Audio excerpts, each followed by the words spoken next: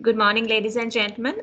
We will be starting in 5 minutes time. We are having participants still logging in. So please bear with us for 5 minutes and we can start. Thank you.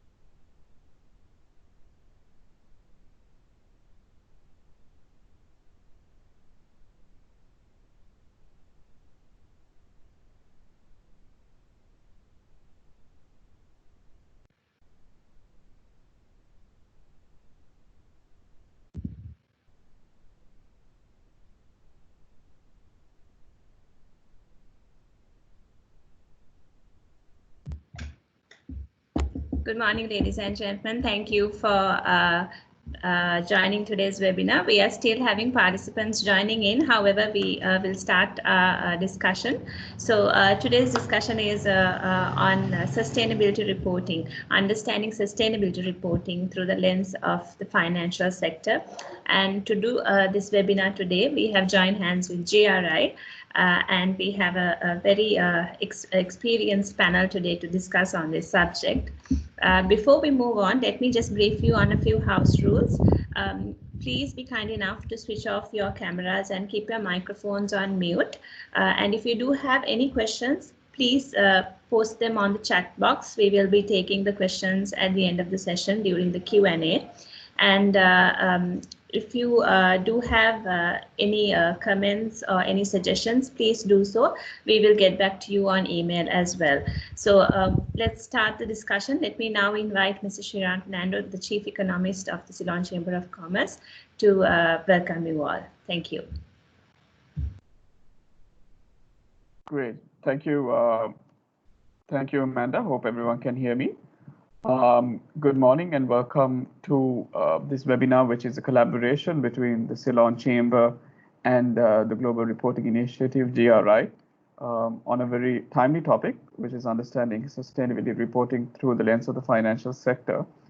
GRI and the Chamber is collaborating to build more awareness on and through similar programs such as this to build capacity building, both probably online and face-to-face eventually when things do get better, and has specific sessions to companies on the environmental, social, and governance disclosures in Sri Lanka. So the initial sector we've identified is the financial sector, and we hope to have more webinars similar to this and face-to-face workshops which could pan out during this year as well. In terms of why the Chamber is sort of collaborating and doing such programs, we've organized several webinars over the last 2 months, but I think the vision and mission of the Chamber really places us on the onus of being a driving force in the national economic development and social advancement within a framework of sustainable social equity. The Chamber is always called upon to be the voice of the private sector and to raise this voice in terms of national interest, but also committing to advance and uphold some of the uphold the UN SDG goals, and also ensuring the private sector is also doing their bit in terms of this, in terms of national development.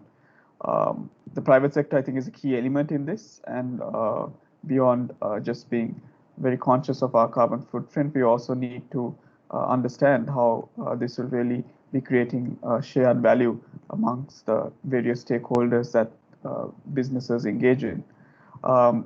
For this collaboration, it's a very easy fit for the Chamber because we've been doing our role in terms of promoting sustainable development through events like the Best Corporate Citizen Sustainability Award, which has been held consecutively for the last 16 years. And here the focus is also merely not just on profit of companies, but on the positive impact that that companies are having on people and planet. I remember myself being part of a GRI event last year, which GRI had with the Colombo Stock Exchange, and at that time launching, I think, a guidance book as well on reporting as well. And I think as much as we are firefighting the day-to-day issues today, I think it's important to think of the medium to long-term measures to ensure there is the creation of a shared value for all stakeholders involved. And I think this tie-up with GRI provides us with that opportunity to take this discussion forward.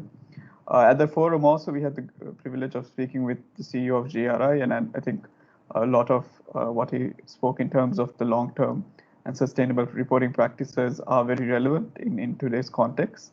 I'd encourage you to go to our digital platform, economy.lk, to see this interview and also the blog article we've done on the same.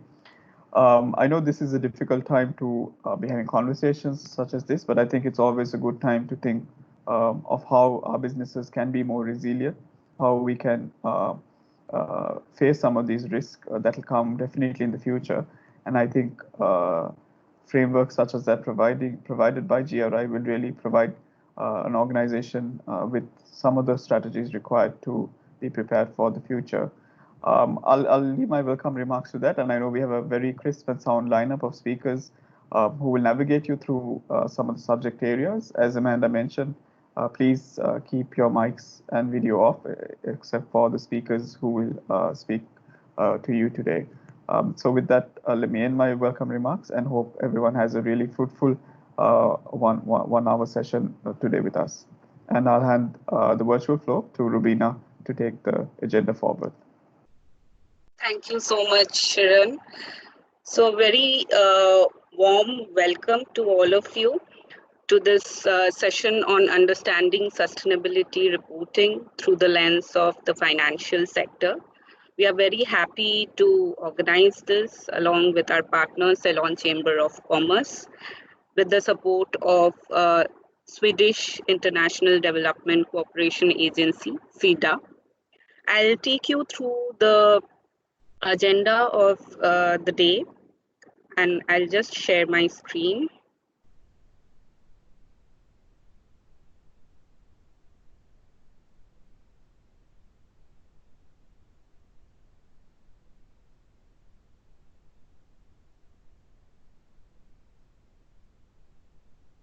I hope all of you can see the screen now. So we'll start with the welcome. We are already in this session, and we'll start with Dr. Aditi Haldar, Director GRI, who will be giving an introduction to sustainability and the business context. Then this will be followed by setting the context by Mr. Prasanna Indrajit, Assistant General Manager of Finance from Commercial Bank of Ceylon. This will be followed by an introduction to sustainability reporting and GRI standards. And after that, we will have business perspective on sustainability reporting by Mr. Abhijit Agarwal, Deputy Vice President, Sustainability and CSR, Axis Bank Limited. We'll close this with a Q&A, and as shared by Amanda, you can send us your questions through the chat box. So now I'll pass on this to Dr. Aditi Haldar, Director GRI, to take us through the address. So Aditi, you'll be sharing your screen? Yes. Yeah, good morning, everyone. I think I can hear an echo. Yeah, so excellent to be actually connected on this session, because it's like so many months and we haven't kind of connected to so many organizations that we were always kind of engaged with.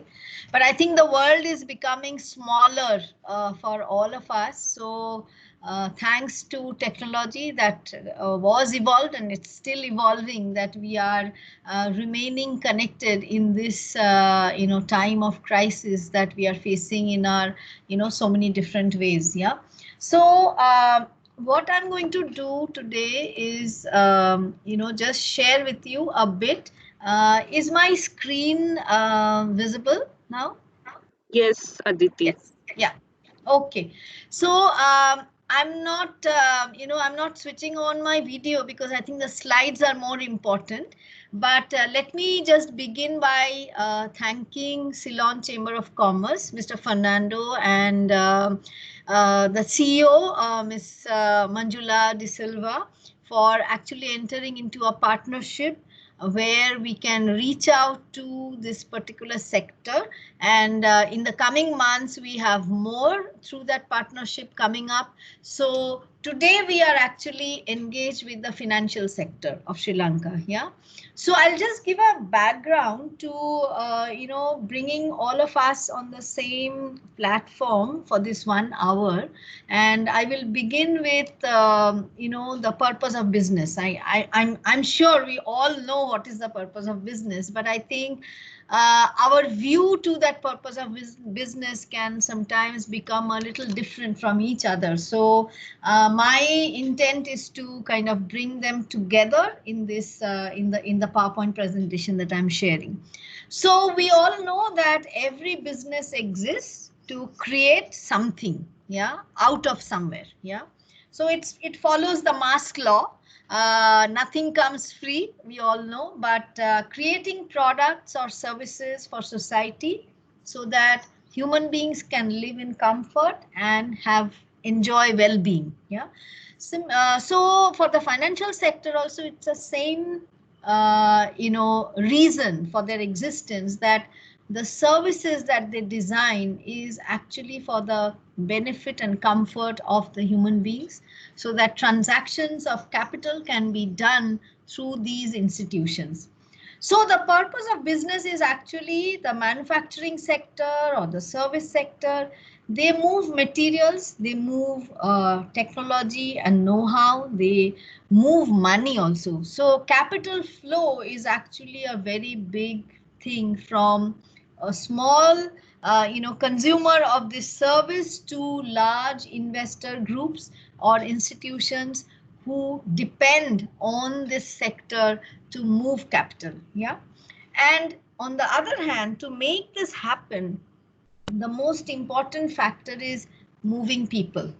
So moving people from one place to another for tapping their productivity, their knowledge, their experience, their wisdom, it's all part of this purpose of business. And moving people is actually kind of, now we are seeing that we are getting into a new era, that organizations are thinking that maybe some of the sectors, at least, they don't need to move people, but they can tap the skill, the competency, and the knowledge from where people belong to. Yeah.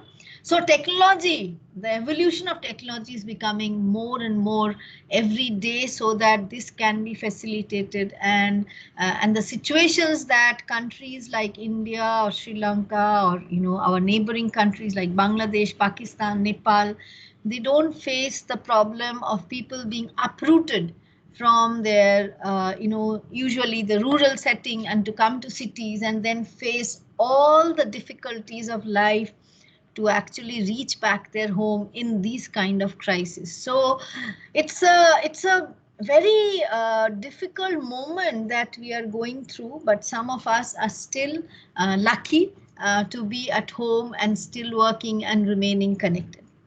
So to come back to the purpose of business, so what does a business leader do? The business leader's work and responsibility and aspiration is that of his or her vision for a better world, for a better region, for a better country, for a better sector, and of course for his own entity that he's setting up. So that's the vision of, which comes with the purpose. He or she takes the decision and then puts in action. So it's a combination of vision, decisions, and actions. And that is where I think it is important for us to understand that what are the impacts of business. Yeah. So when that entity of business is set up, the question is it leading to impacts that are positive, or is it leading to impacts that are negative, or there is a balance between positive impacts and negative impacts? And sometimes maybe this swing actually kind of moves around to maybe having more positive and less negative, or vice versa. So when we look at the impacts, which are profits, innovation, employment, production, and development, these are all the general positive impacts that any business can bring. But on the other hand, because businesses do not exist in the vacuum, they interact with resources and capitals and people and their mind. So there will be the negative impact of every business activity, whether in the production or the manufacturing or delivering services. So resource crisis can happen. Pollution is happening. Emissions, effluents, leaching, waste, etc. Health and safety of employees and their surrounding community. Wealth concentration can happen if it is an entity which is only thinking about profit generation and not about their people. Yeah. So disparity is bound to happen, and therefore, many thought leaders have said that businesses will also prosper when people surrounding that business entity also prosper. So to keep a watch on the negative impact is actually, another responsibility of the business, that if they are aware of the negative impacts and they are smart enough to take note of all these negative impacts which are happening or can happen in the future, then I think these smart organizations can actually exist for a long term. So their purpose is not just short term, but a long term one. Yeah. So if we look at, the global crisis that has happened now, and it is not just the illness, it is actually leading to many, many things that we never anticipated. Yeah. And most of the, the crisis around is actually the daily subsistence or monthly subsistence of people. How do they continue their life when they have to eat, they have to live somewhere, when they have to transport themselves somewhere? How can money come back to them? So the question is, if another global crisis strikes, then what happens? And that is where I think the purpose of business is to embed environmental, social and governance issues into the fundamental or the core of the company that is operating, which will lead to resilience and continuity. And we have actually drawn here 3-4 things. So you will see that the strategy of the business organization, which can include short-term and long-term risk analysis. Sometimes this risk analysis becomes like a very mundane job to have, follow the same routine of analysis, and the stretching of the mind to understand what could be those other risks coming. I think they remain limited, and they remain limited because those indicators of risks are not related to the people who are actually contributing to the growth of the business, but they remain limited to actually looking at the profit of the business organization. And that's where the interconnectivity of profit and people come, when risk analysis have to become long-term too. And that's where I think embedding of environmental and social issues, which are so kind of important to the existence of any business organization, are often foresight to have a 360-degree view. Enabling environment is growing a lot, and we have to remain very, very aware of these both short-term and long-term risk analysis. The second point is, when these analysis can be done or is being done, how much communication and cross linkages of communication happens, and that is where I think the whole aspect of transparency comes in. Yeah, many a times, information and understanding of the linkage between financial and non-financial performances may be limited to the boardroom and maybe 1 or 2 people within that boardroom. So can this communication happen of looking at where are the cross linkages of the financial and non-financial performances, which will lead to much bigger impact than that we have not anticipated. Yeah. So the culture of transparency is key to getting or harnessing all these information of the cross linkages, and therefore we cannot afford to be just in a silo to look at financial impacts and not considering the non-financial performances and impacts anymore. The third, which is very important, often in sustainability reports we have seen stakeholder engagement remains to be a theoretical analysis, and that is mostly done in a way that, okay, GRI standard asks for that, and let us just include some information on stakeholder engagement. But a leading organization will never do this. They will always take the opportunity to proactively perception and expectations to take action with stakeholders.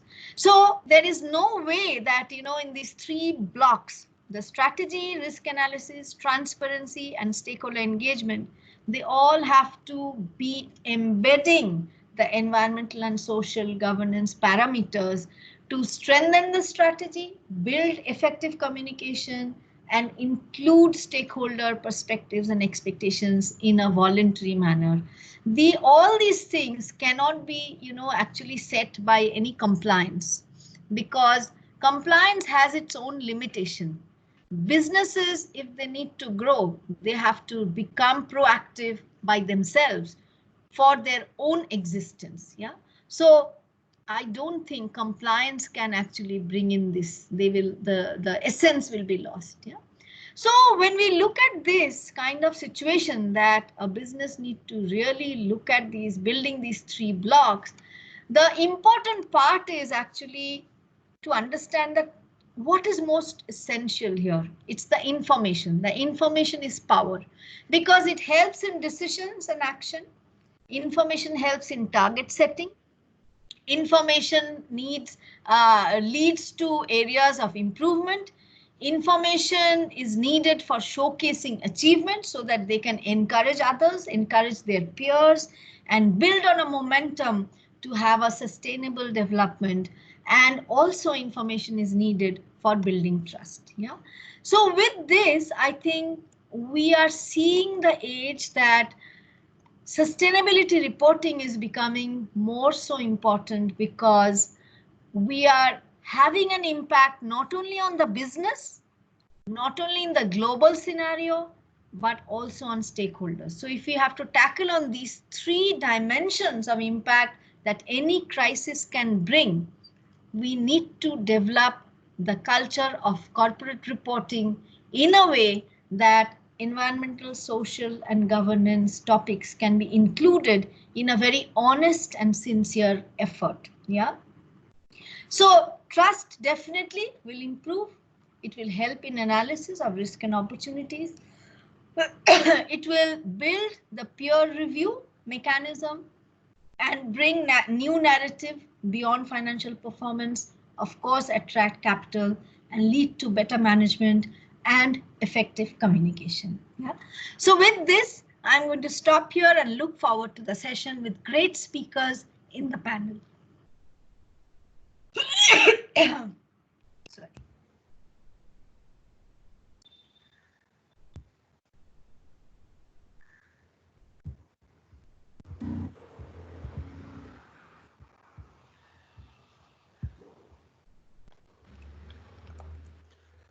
Good morning to all of you. I'm Prasanna Indrajit from Commercial Bank. I thank the Ceylon Chamber of Commerce and GRI for organizing this very important webinar. Let me give a quick introduction to all listeners about my organization, Commercial Bank. We are the largest private sector bank in the country.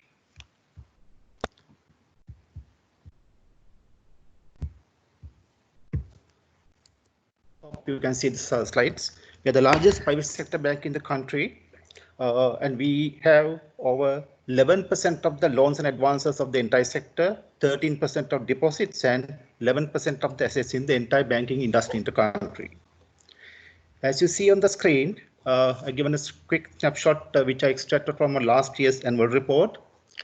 We have over 3.5 million customers and nearly 300 branches, and we are operated in many countries, and we have the highest rating as a bank in the country from Fitch, and we are also in the top 1,000 banks in the world. And in terms of market cap, we are the largest in the market cap by Colombo Stock Exchange in the banking sector. And also, we will see that we are a regional bank, and we are the only private sector bank in the country with a branch network outside Sri Lanka. So with that brief note, let me now take you through our journey on sustainability reporting. So as you can see in the slides, the bank started reporting on non-financial information in the annual report way back in 1997 as a voluntary initiative. As you may know, during that time, there were no proper guidelines on sustainability reporting, and hence most corporates reported mainly on the CSR activities that were being done. In our 1997 annual report, which we made disclosures about our engagement with 4 key stakeholder groups, namely customers, employees, shareholders and community at large. And that continues till about 2022. And in 2002, we commenced reporting on triple bottom line principles, and we were one of the pioneers in the banking industry to do so. In addition to the 3 Ps, people, planet, and profit, we also reported on our risk management governance practices at a time where there were no set regulations or guidelines on the same subjects within our country. And in 2004, the bank set up its CSR trust with the initial contribution and also a commitment to contribute up to 1% of its post-tax profits annually. The mandate of this trust was to improve the level of education of school-going children, healthcare, and community well-being. In 2007, the bank signed up with UNGC and commenced publishing bank's commitments towards compliance or with disclosures on 10 principles in the annual report.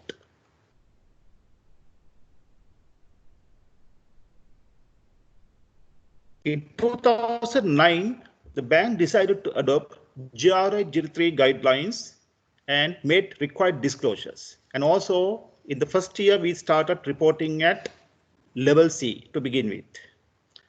The main reasons that prompted the bank to adopt GRI guidelines are, and it provided structured platform for engaging with our stakeholders in a more meaningful manner and for reporting. And also it paved a way for helicopter view on the bank's performance, especially to address the material topics. And also it helped us to benchmark with our peers. And also these guidelines provided a basis for continuous improvements. With the introduction of GRI G3 guidelines in 2011, the bank commenced reporting under GRI G3 guidelines together with relevant disclosures in the GRI's Financial Services Sector Supplement. Further, in 2011, the bank started obtaining external assurances on our sustainability practices and disclosures from DNV. In addition, we also obtained validation from our external auditors for indicators reported in line with GRI guidelines. Obtaining external assurances, we think, had many benefits. Firstly, it helped us to identify gaps in our internal processes and also how to address them. And also it brought in external insights toward improving our processes, and it brought in best practices and cost efficiencies. And in 2012, the bank embarked on integrated reporting based on IR framework. And in 2013, we early adopted GRI G4 guidelines under co-option, becoming the first in the banking industry to adopt G4 guidelines. So as you can remember, G4 guidelines are effective in Sri Lanka from July 2013, I hope. The main advantages of adopting GRI G4 guidelines for us was it helped us to prioritize and manage most material topics in our economic, social, and environmental impacts. And in 2016, we adopted GRI standards and reported under in accordance co-option. And also we made disclosures on our efforts towards UNGC's Sustainable Development Goals. Since then, we continuously adopted GRI standards up until last year, and we hope to do so, and with required disclosures and compliance with Sustainable Development Goals. Having started reporting on non-financial information way back in 1997, and then graduate into more structured reporting with the adoption of GRI guidelines, create an awareness within the respective business divisions within the bank on the importance of doing business in a sustainable manner and the need to continuously engage with our stakeholders. This helped the bank to integrate sustainable practices into its strategic planning process. And also we believe it helped the bank to identify the need to continuously engage with our key stakeholders and improve value delivered and derived from our stakeholders. Some of the key outcomes of our sustainability journey are listed there. Firstly, implementation of a framework to screen social and environment impacts of our lending portfolio. All our loans are going through a screening process. Establishing policies and procedures leading to efficiency and cost reductions. Offering new products such as green financing. Initiatives to measure banks' carbon footprint. And extending the sustainable practices adopted locally to our foreign operations, mainly to our bank Bangladesh operation. We have 20 branches in Bangladesh. This slide provides a snapshot of the structure on how we manage sustainability efforts within our bank. As you see, the management committee of the bank oversees all sustainable activities carried out with the help of the Sustainability Steering Committee set up for that purpose. Both these committees focused on creating value for all stakeholders through strategic initiatives such as SEMS framework, which is Social and Environmental Management System, green financing, improving financial literacy and inclusion, and sustainable procurement practices while managing operational impacts through various means, including use of solar power, e-waste management, migrating to paper processes, etc. In addition, the CSR Trust of the bank operates independently under the supervision of its Board of Trustees. Let's look at some of the benefits that we derive by inculcating sustainable practices into the bank's strategy and operations. Firstly, the sustainable practices has enabled the bank to stay on track and continuously improve our performance. These practices have also helped us to mitigate risks, reduce costs through process improvements. Further, these practices have endorsed our social license to operate. We are also already, as you are following sustainable practices over a decade, we think that we are better poised to comply with regular requirements that may come into effect in future. We have also seen that most of the international investors are ready to pay a premium to invest in companies practicing sustainability effectively. Also, we believe that these companies are in a better position to raise funds externally at a comparatively lower cost. On the other hand, although we have overcome many challenges, we still see few more hurdles on our way. Firstly, inculcating sustainable practices among diverse groups of clients and business partners may not be easy, as some may not understand its value and the benefits that can be derived. Also, we see a difficulty in benchmarking as different organizations, say banks, may view materiality differently in the same sector. In trying to inculcate sustainable practices among borrowing clients, banks may lose sometimes business opportunities to our competitors who are not emphasizing on having sustainable practices within the client's business operations. As you know, collection of data is still a problem as internal stakeholder priorities take precedence, although we see progress over time. With that, I end my brief presentation, and I'm happy to take any questions during the time allocated for Q&A.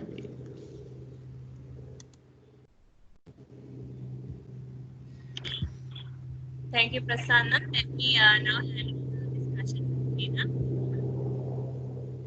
Over to you, Rina. Yes, I hope you can see my screen.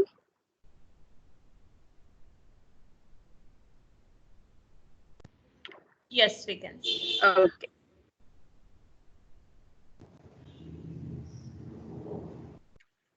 So thank you, Mr. Indrajit, for that very comprehensive presentation. What I would like to touch upon is a bit upon what is GRI standards, and also share some of the examples from the financial sector and look at how such organizations are currently reporting.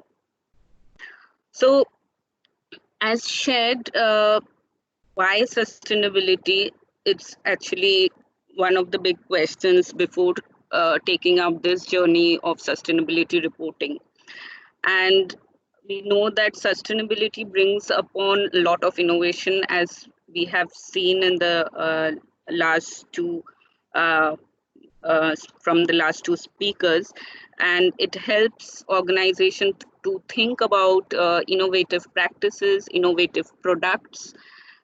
It's also cost saving, as rightly shared by Mr. Indrajit. But this is not, again, something which is a short-term plan, but you need to get the value of sustainability. You would need to think about your long-term strategies. And the cost saving will only come when you look into these long-term planning and long-term strategies. So for a simple example, like switching off the lights and before you move out of your meeting room can help in saving energy and the electricity bill of the company. So there are these small steps that can be taken which can bring in a big impact. Of course, through sustainability, there are organizations which wants to have a competitive edge over their peers and give a brand differentiation. Again, as I shared, that it's all about long-term thinking. You won't see the value of sustainability within a short run. You would also need to engage with your employees, your customers in this journey. And right now, currently, the employees, your customers, are becoming more conscious on how the organization is progressing in terms of the non-financial parameters.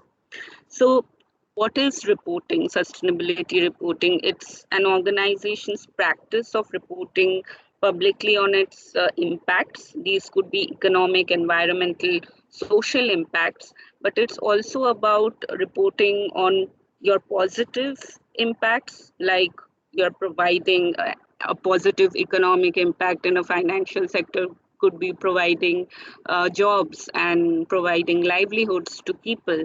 While a negative impact could be like for an organization not taking care of the customer's privacy, this could be a negative impact.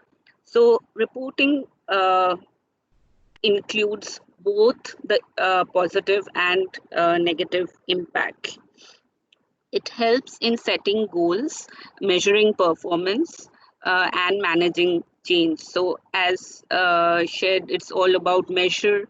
Unless you are able to measure, you won't be able to address and bring about change and communicate rightly.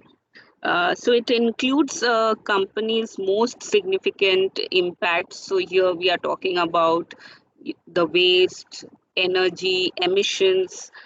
Such topics are taken into account during reporting, and it makes all these abstract issues very tangible and concrete, because GRI provides that kind of quantitative indicator which helps you to analyze what could be your targets and how to take actions to meet those targets.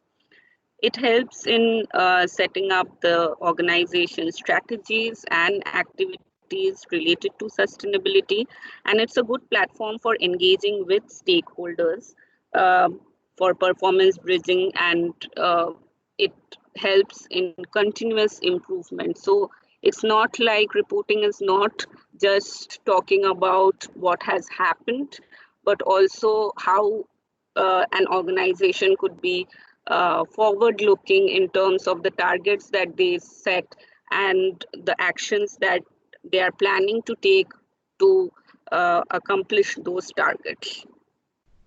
So a bit about GRI, we are an international independent organization. We are more than 20 years old in this area of sustainability reporting.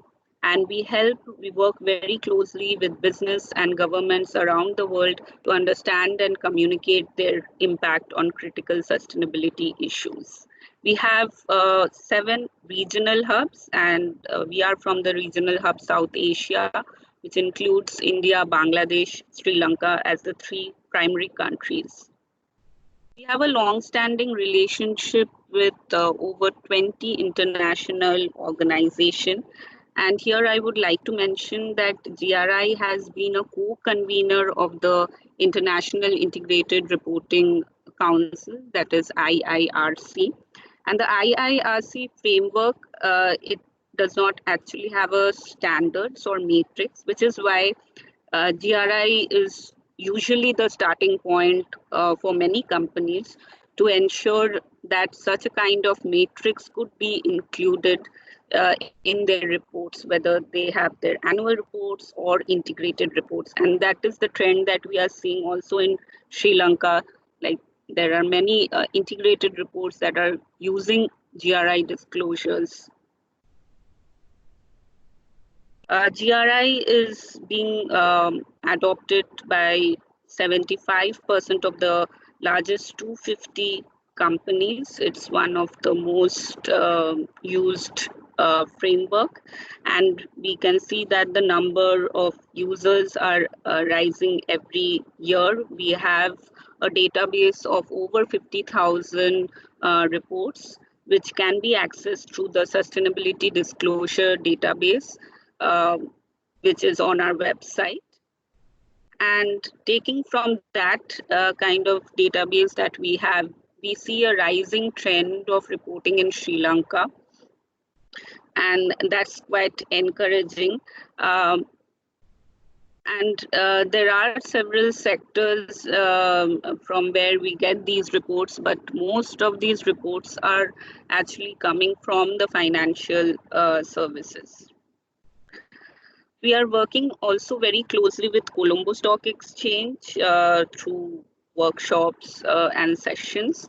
And this document is something which we have like Colombo Stock Exchange have published, and we have given our inputs into this ESG guidance document, which you can refer for preparing your sustainability report, and this is on CSE's website. So now moving to the standards, there are 3 universal standards which are applicable to all organizations. But the most important one, of course, is the 101. So if you would want to look at what the standards is and what are the steps, I would really recommend that you go through the starting point, which is 101. Otherwise, you might just get overwhelmed by so many standards and topics. So this gives you a clear guidance on how to approach and how to actually identify what you would want to have in your report. The next 102 is the contextual information about the organization, which helps you to think about your strategy, organization's policies, the governance. The management approach is 103, and there are 34 topic-specific standards which are organized into economic, environmental, and social series. So organizations would need to select and use only the topics that are relevant to their organization based upon their engagement with the stakeholders. And these are the topics that we call the material topics.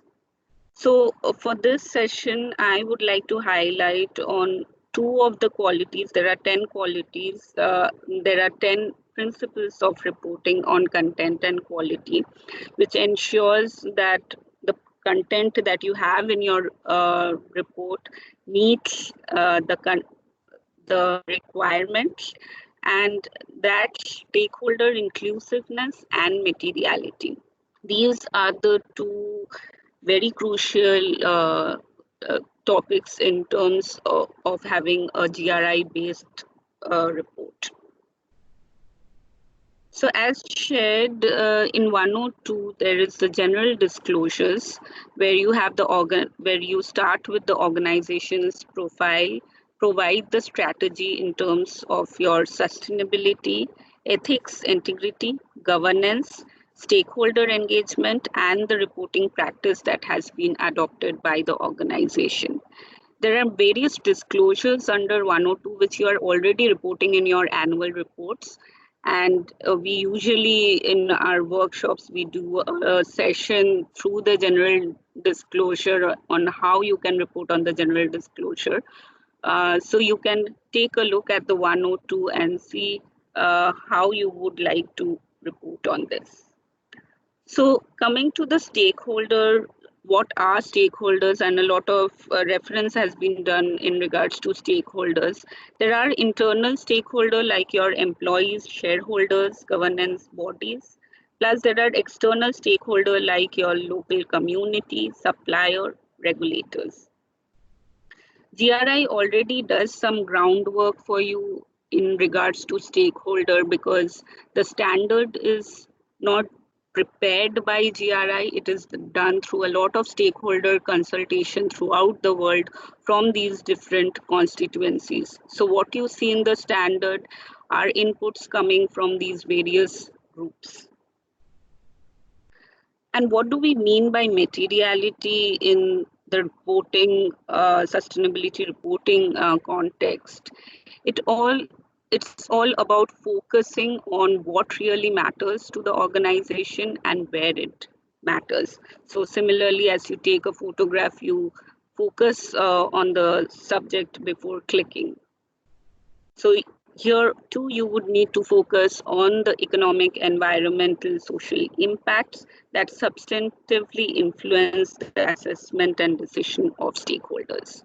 This is usually done through a materiality matrix. So on one hand, there are the stakeholders, what is relevant to the stakeholders, and on the other hand, what is relevant to the company in terms of its impact.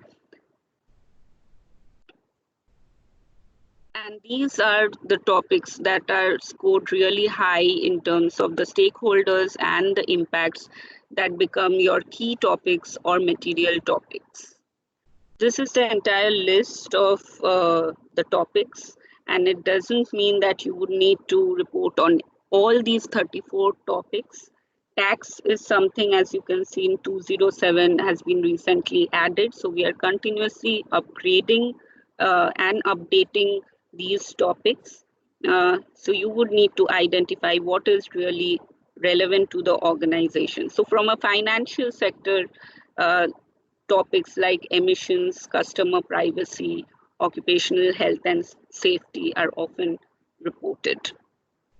So we did internally an exercise of looking into some few reports, and we found that the green ones that are marked in green are the ones which are most reported from the financial sector, while the red ones are least reported. There was also a research done a few years back on what stakeholders want to know from financial sector along with many other sectors. And these were topics like community investment, social responsible investment, paper waste, IT products. These were the topics which came out in that survey regarding what stakeholders want to know. So I've taken up two examples, SBI and Alliance. So SBI is one of the most largest banks, public sector banks in India. And the way they have done it is they looked into their stakeholders through this process of identification, prioritization, and then engaging with the stakeholders and also trying to manage stakeholder expectation, because this is very relevant to address to enhance the trust and confidence of the stakeholders. For engaging with the stakeholders, the mode of engagement has been given as per the stakeholder group, the frequency of engagement, and the topics, what was the outcome of such discussion with the stakeholders have also been reported. This has then led to them identifying what are the key material topics, looking into their organization's impact as well as what the stakeholders are saying are relevant. And this was then mapped with the GRI standard disclosure. So as you can see, data security and customer privacy was one of their material topics, which was mapped to the customer privacy topic of GRI standards. The next example is that of Allied Irish Bank Limited, which is one of the top 4 commercial banks in Ireland. They have a very strong sustainability strategy, and their stakeholder engagement, they have stressed quite a bit on that, because they feel that the stakeholder engagement helps in having that kind of dialogue which would provide them the action plan which can improve their services again for the their customers. These were the top 14 topics that Allied Irish Bank has identified that are material topics. Again, as you can see that they have followed the materiality metrics, looking into the stakeholders and what is important to AIB. And finally, they have put in the targets and goal setting. This is very important. As I shared, that reporting is not just about reporting what has happened, but also how you are setting your targets and how you plan to accomplish them. So this is a very nice infographic where they showed what they have already accomplished and what they plan to accomplish in future. So this is the usually in the GRI standard, the process is not given, but this is the trend that we see most of the organization follow. They start with stakeholder engagement, then they get into the content part through materiality analysis, they collect data, and then they develop the content and publish the report. And then this is like a cycle which goes like annually. There is also a digital reporting tool available, which is absolutely free and can be used for looking at. It's a very user-friendly tool which has all the standards and disclosures and can be used to prepare your report and publish on the disclosure database. So please feel free to get in touch with us. We have many things planned as shared by Shiran. And we'll also share a survey with you after this session, so request you to fill that. And now I would invite Abhijit to take us through the business perspective on sustainability reporting. Thank you so much. Yes. So, thank you so much, Reena. I hope everyone can hear me. I will just share my screen with all of you.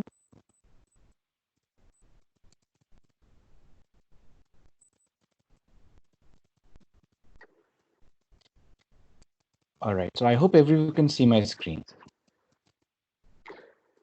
Yes. Yes, great. So good morning, everyone. Thank you so much for having me here, GRI. Thank you so much, Salem Chamber of Commerce, Shiran, Amanda. Thank you so much. So a lot of you, I think, are already well versed with what sustainability reporting is, and I think, and very honestly, I would consider Sri Lanka to be actually one of the leaders in sustainability reporting, and as Mr. Prasanna just demonstrated, so Commercial Bank has been doing it since 1997. At that time, my company, the bank I'm from, Axis Bank, it was 3 years old. We started in 1994. So clearly, I think the culture of sustainability reporting has been around. And that being said, and this is something I'd mentioned to Rubina as well, but that being said, I'd be very happy to share with you all our experiences in terms of what sustainability reporting has been and what it has done for us, and what the kind of value add that we have seen as an organization by adopting it. So to begin with, first, I want to just share with you our sustainability reporting journey. Before that, actually, let me take a step back and share with you where I'm coming from. So Axis Bank is one of the largest private sector banks in the country. It has about close to 75,000 employees. They are spread across 4,500 branches in practically each state and union territory of the country. So you can imagine the scale where we are coming from. So that being said, so definitely as a bank, we are very, very deeply entrenched in every part of the economy. We engage with very, very diverse stakeholders, and I think this is something all of you will relate to. So coming back to, that is the perspective I wanted to bring to you, that this is where the bank is. We have a very strong investor base. We have a very significant, large global FIIs who have invested in the bank. So definitely there is a very strong fiduciary responsibility on our part and an expectation as well, that we remain transparent, we follow the highest standards of governance, and we follow the best benchmarks that the world has, the financial sector globally can show us. So that being said, we started in 2014-15 cycle. So India follows the financial year from April to March. So that is when we started this. We started with G4 in core. For the next 3 years, we were using G4 reporting at the core, which is what Rubina was mentioning. The 101 and 102 are primarily the core, where a lot of the governance questions, a lot of the governance practices one company has to disclose. But since then, all our reports have been externally assured. In 2017-18, 2 years ago, we moved to the GRI standards, moved to comprehensive, and I will mention more about the whole materiality aspect, which I think everyone talked about. Aditi had mentioned, Mr. Prasanna had mentioned, and Rubina had mentioned. So I will talk about that. And in 17-18, we also adopted the principles of integrated reporting. So that there is both a push and a pull there in terms of how we ended up adopting IR, is because 2 years ago, in fact, the market regulator in India, SEBI, the Securities and Exchange Board of India, they had introduced a circular, and it was not really an order per se, but more of a general guideline that Indian companies, listed companies, may look at adopting IR. So we said that given the size, given our ambition to be a leader in sustainability aspects, we adopted IR right then. And what we did is we merged it with the GRI reporting that we were doing already. And this is, I think, something that Rubina also touched upon, is that IR, integrated reporting, and GRI reporting have actually worked very well for us. And I will explain how. So I wanted to share with you the key context in what we report in our sustainability report, in an annual reports. So definitely the themes relate to the context, that who we are as an organization, who are our stakeholders who we are catering to or who expect us to report, and what are the expectations, and what are our priorities. So definitely, like I mentioned to you, as a bank and as a very large bank, we are very deeply entrenched in the almost every economic aspect of this country. We lend to the largest conglomerates. We are there in microfinance space. We are there in domestic remittance. We are doing project finance in multiple sectors.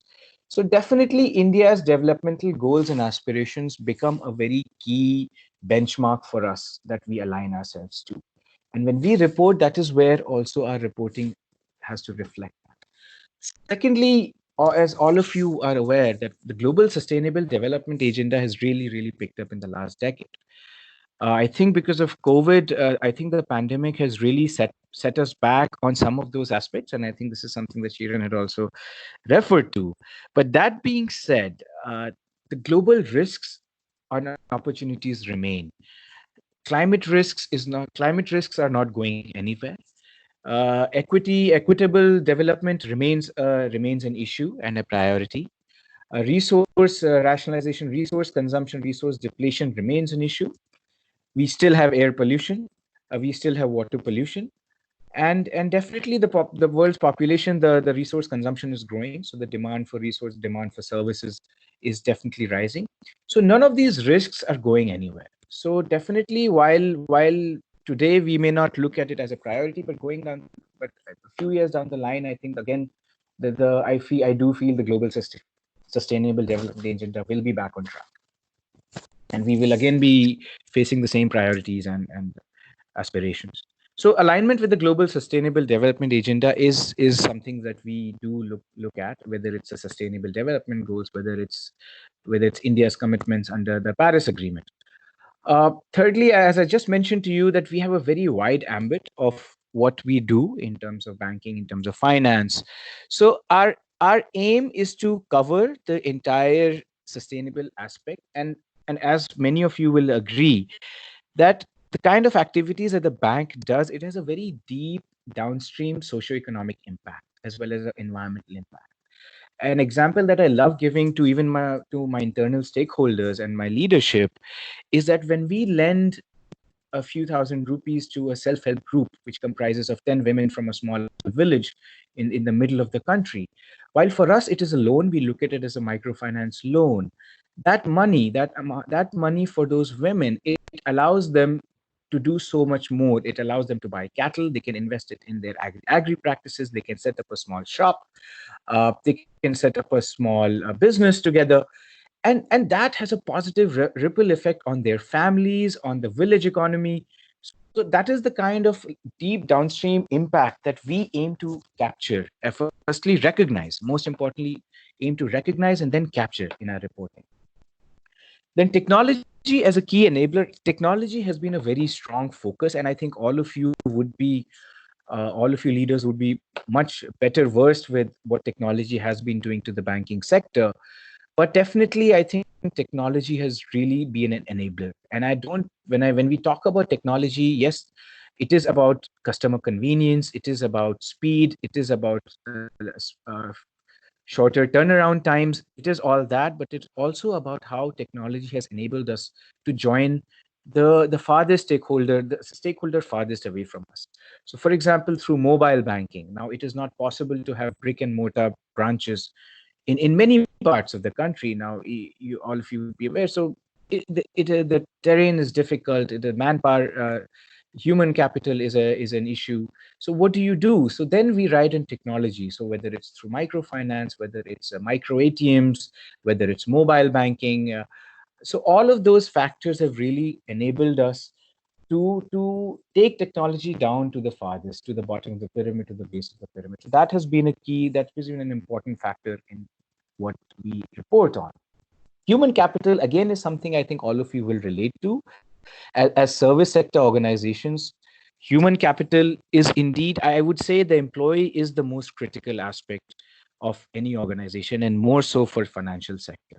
And I think what COVID has demonstrated is really that the employee, so I think what COVID demonstrated to us is, what was the first thing that companies did is that they ensured that the employees were safe and secure. They ensured that the technologies were up and running for the employees to remain connected, for the employees to remain productive while being safe.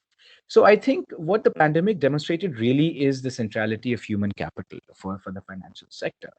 At least in India, the banking sector was declared as an essential service. So that means that throughout this pandemic in the last 2 to 3 months, much of which India was in various stages of lockdown, the branches stayed open. So it was a challenge for the bank to ensure that the employees stayed safe. There was a roster system in place, but we had to serve our customers. So definitely, I think that really was a learning experience, and it definitely demonstrated a lot to the bank about how to go forward. Alignment with financial reporting is something I would really like to touch upon, because we do see that happening globally. And eventually we do see that happening in India. Now, what I mean by that is, firstly, the regulations themselves are becoming more and more inclusive of ESG principles. So, for example, in India, we have the Companies Act. The latest version of the Companies Act was released in 2013. And it brought in with it a lot of principles that we generally take. We generally align with ESG. So, for example, remuneration of the top management. That is now actually something which is mandatory for companies to report on. Whether it's how much is your top person in the organization earning with respect to the mean salaries. So all those aspects matter. Then risk. I think in terms of governance reporting has really picked up in Indian reporting standards and reporting guidelines. So that is where I think an alignment with financial reporting becomes really important. And one of the priorities for our sustainability reporting, again, to put it very bluntly, is to not reinvent the wheel. Our annual reports, and in general, when annual reports have a lot of pertinent information on ESG, our aim is to align our reporting with those. And this is, I think, both Rubina and Aditi I am sure will agree with, is that now there's a lot of cross-referencing to annual reports in GRI reports, which is something that we are also aiming to do and scale. Coming to the next slide, who reads our report? So, as I mentioned to you, the investors are a key driver for sustainability reporting. And I think that is fundamentally coming from the fact that annual reports now may not present the entire picture of health or performance for any organization. So while an annual report will have a lot of focus on what the financial numbers are, the story behind those numbers, which is something what GRI, what in integrated reporting refers to, the context behind those numbers, the actual impact of an organization, that really doesn't come out as well in an annual report. So investors have increasingly been the key drivers for sustainability reporting, whether it's GRI, whether it's TCFT, whether it's SASB. So they have been the key drivers for sustainability reporting, and definitely Axis Bank has been also engaging very closely with our investors on sustainability aspects, on whether it's sustainability performance. And this has been a cycle. This cycle runs throughout the year. So definitely, investors are a key drivers, and as well as the key consumers also of what we report. Customers, I think, definitely are now becoming more and more aware. And I think one of the key trends that we are witnessing, and this is something the pandemic will also hasten, is that now customers are much more aware, and they are much more their own ESG benchmarks and lifestyles are changing. So their expectations. Now, all of you know that social media has become such a potent tool where feedback can be given in an instant, where companies' reputations are always open for feedback, open for criticism. So customers have become a very important driving force for bringing in greater transparency in how companies are reporting.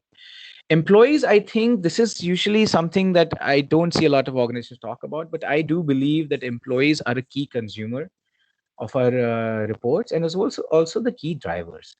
So as I mentioned to you, Axis Bank is about 75,000 people strong. And there are dozens of departments, there are dozens of verticals, there are dozens of roles and responsibilities. And often it does happen, employees are not even aware of what the entire bank is doing, because really there is no platform per se which tells them, this is what I'm doing in microfinance, this is what I'm doing in terms of digital banking, this is how I've been lending to the solar sector, for example.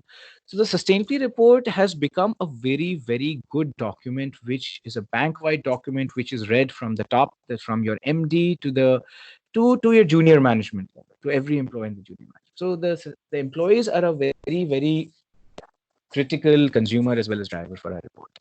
And then finally, the community.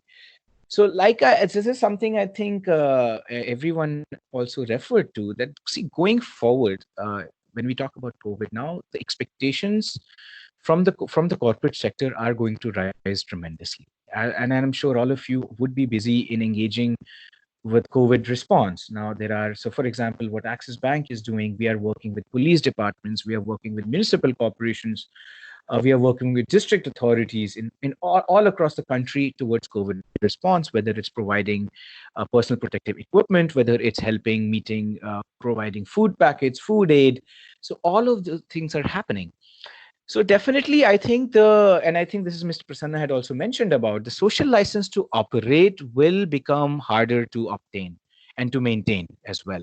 So this is where community plays a very important role. So now we have to listen to the community better, and we also have to respond to the community better. So this is where, when I talk about the community, I have also included our partners. Now, the supply chains were disrupted globally, as all of you have seen. So how to strengthen the supply chain, how to engage with our vendors, I think these are going to be key material issues going forward. The same with the academia. Academia is important for us because they are the trendsetters. They are heavy into research. Research is where our new products will come from, new technologies will come from. So somewhere what we engage with these stakeholders will become very important going forward. So the material issues is something I think everyone had referred to already. What are the key material issues for a bank? Definitely our risk practices, definitely our transparency, cybersecurity, privacy of information becomes very important. Employees become important. Compliance, definitely, that is a very critical factor. And then finally, what we're doing for the community. All of these are very important factors for us. Benefits from sustainability reporting is something I would like to focus on and speak to you more about. Now, what you're seeing on this slide may look like a laundry list and look very generic, but honestly, I'm honestly saying that these all have happened to us and are happening to us, and a lot of it is driven by our sustainability reporting. So what the advantage, I think, what GRI brings to the table, and this is something that Rabina had referred to, is it is a very, very strong and a great multi-stakeholder approach and a multi-stakeholder effort. Now, I am aware, I know people who have been part of these GRI technical committees, who have worked over the last decade or so to bring GRI to where it is today. And I think this is why the measuring reporting through the GRI lens has become very important, because which relates to the second point also, it gives us a benchmark to relate to. For example, governance standards. What are the best practices in the globe, across the globe? What are the best practices in terms of the environment? What are the kind of data points? It becomes, so GRI has become that one benchmark I think globally companies can adopt and look at and then benchmark themselves with their peers. And the same thing is true for investors as well. So GRI allows, a GRI-based reporting allows investors to benchmark performance. And that leads to them benchmarking and deciding their investments. So it becomes a very important tool for us. I just mentioned to you about aligning internal stakeholders. Every year, my effort as the leader in the bank to drive sustainability reporting, my effort has been to recognize and report more and more on the kind of value creation we are doing. And every year, I see this happening. The more I engage with my senior leadership, the more it's that eureka moment for them. Or that we do this is our impact. So it leads to a kind of a change in how they think and how they respond as well. So aligning internal stakeholders definitely, I think, has been a massive value add for us. Investor Connect, again, I mentioned to you, it's linked to that. Investors do expect a lot more. Investors use GRI reporting.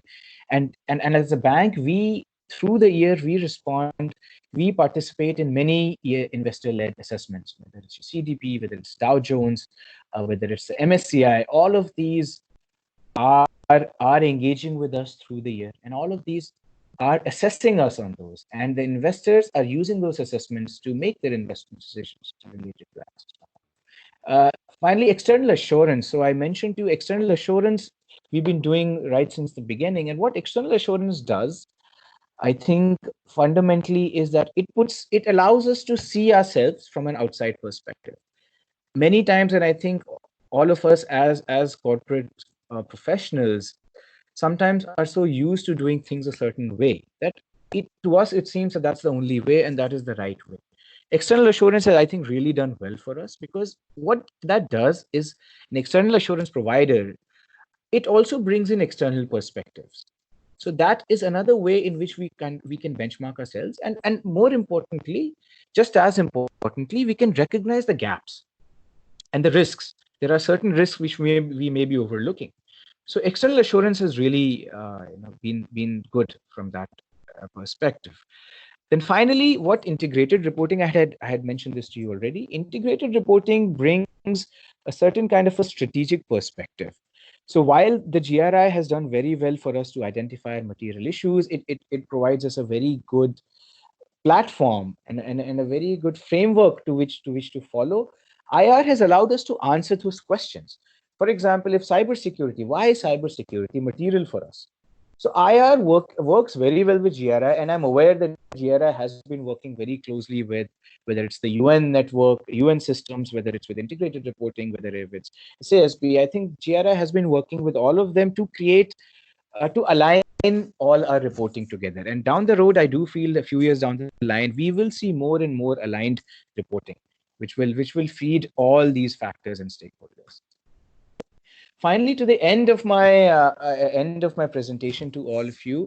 So this is so if there are, so like I said, I think there are a lot of factors already. There's a lot of ESG linked reporting that is already happening, whether it's in your annual reports, whether it's in your standalone reports. But if there's any stakeholders who I'm talking to right now and who's actively thinking of adopting a GRI reporting, I just want to leave you all with a few thoughts, is that the top management buy-in for any sustainability initiative in any organization is critical, because in my personal experience and what I have seen in others, that the voice at the top is very, very important. And if your top management, if your board is aligned, it is very easy to bring all the stakeholders together, and they also set the context and the perspective of why we are doing certain things.